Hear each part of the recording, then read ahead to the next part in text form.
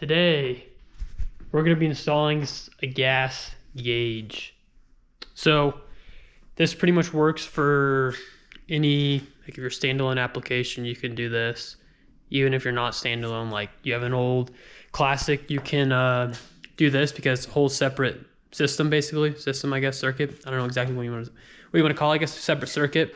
And so I'm going to go over, there's a few ways that you can do it depending on your application, I guess. Like if you're carbureted, no ECU, if you're standalone ECU, if you're stock ECU and your gauge just doesn't work, which is common.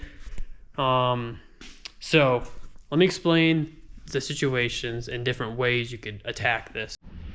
So if you're still on the stock dash, but you are standalone, then you can most likely, depending on the car, but most of them, you can still get the gas gauge to work, or it already works right now because stock dash, at least in the SC and the Lexus chassis, still worked. This chassis, I'm not sure because I never kept the stock dash. But right now, in both of these cars, that one's running an actual computer, and then just to a screen as the dash, and Adaptronic has its own gauge page, so then I can do logging and save it to that computer. And then on my SC, it's hard to tell, but that one's on a power tune dash. So both of those are aftermarket dashes and do not have, well, you can run fuel level, but I don't have it hooked up. So I'm going to be going over how I'm doing it for this and show you how to do it like this. And then this way, I haven't decided exactly how I'm going to do it yet. So if you have an aftermarket dash, or even if you're running stock dash here and your gauge doesn't work, what you can do is buy this cheap $20, I'll leave a link below, gauge. And it's going to be running its own separate system, and it's not going to be going to the standalone.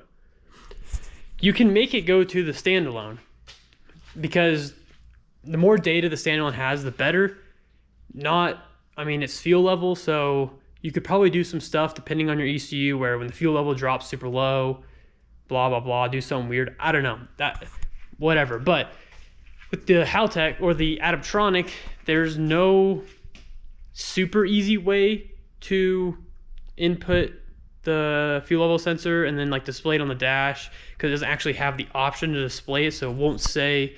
Anyways, you can do it because you can rename what it is to fuel level and stuff like that. But then the biggest issue here is the dilemma I'm also in with this one is you need to, for it to work with a standalone, you need to convert the variable resistance data into a voltage data. So a 0 to 5 volts, that's what you need the ECU wants to accept.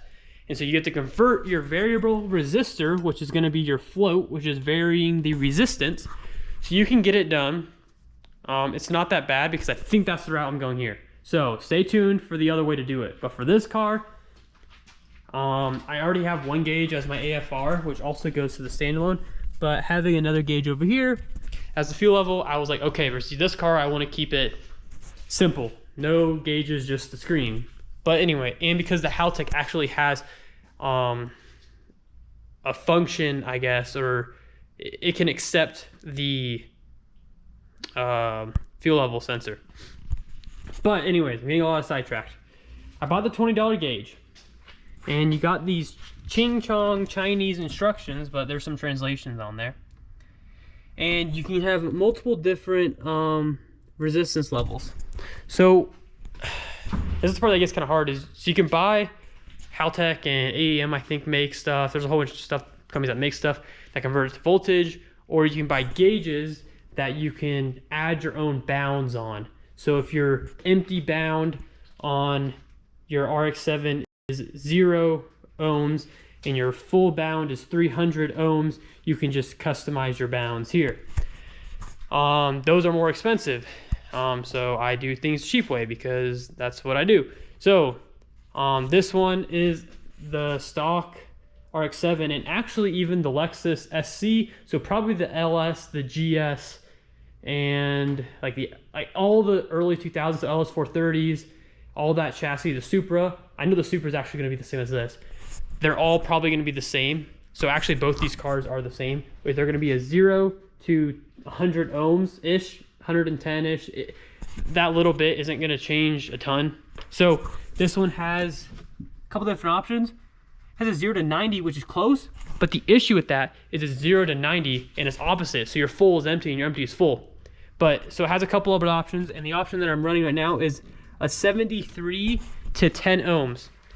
And so following this schematic, that's your level. Ground one side, and this is gonna be your signal. And then you're gonna have a power, a light, and then you're gonna have just your ground, obviously. So that's how I have this hooked up. Let me plug in the battery. Okay, so right now it says it's empty. All right, this would be empty. When this goes in the tank, this is gonna be at the bottom of the tank, which is gonna be empty. And then you can pull it up here, and then the gauge has a delay, and now it's full. And if I drop this down, drops down. Now if I pull it up about halfway, which really is like right there, well, it is hard to gauge exactly where halfway would be. Right there. That's where the gauge, I think the gauge is going to be off a little bit, but point is it's really close and close enough. So that's the wiring. Now time for the easy stuff, because it's all figured out now. Put her in and wire it up. So I'll show you that process as well. All right, I got this back together, and I put 6 gallons in it this morning. The day before I put 5 from a 5-gallon jug because I know it was empty because it ran out of gas. That's why I'm doing this. So 5, and so that'd be like, I probably have 8 gallons in there right now. So I'd say 8 because I've been driving it. And I think this is a 12-gallon tank. So that'd be 66% full. So 66% full. And that's what it shows. So it's showing 3/4, which would be 75% full. So it's pretty close because, again, all my guesses were just estimates. But at least I have a range now, because I ran out of gas in this car and I ran out of gas in that car because I had no idea how much gas was in there. So it's full when it's full, it's empty when it's empty, it's half-ish when it's half. Like, it's enough to where, oh, okay, it's on the low side, let me just get some gas. So yeah, so that works. It's super easy to change the modes. They've got instructions on here. Basically, you hold the button and then push the button, and it's gonna go to a certain setting, and based off if it's half a tank, it'll tell you what the resistance level is at that. But yeah, pretty straightforward. I'm gonna get the rest of the wiring in and mount the gauge in, and yeah. All right, I forgot to film. I just got in the groove, but pretty much signal wire from back here to the gauge, power, and ground. That's pretty much it.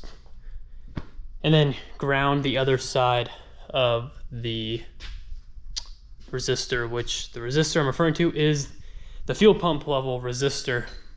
Ground one side, one wire goes up to the gauge, and then power ground. That's it.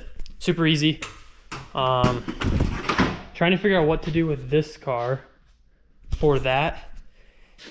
I might do wired into the ECU. I don't want to run a gauge just because I'm getting rid of all my gauges here and running everything on the screen. Pretty sure I'm doing that. I'm not 100% sure. I can't make up my mind with anything, but we'll see how it goes. Dirty cars.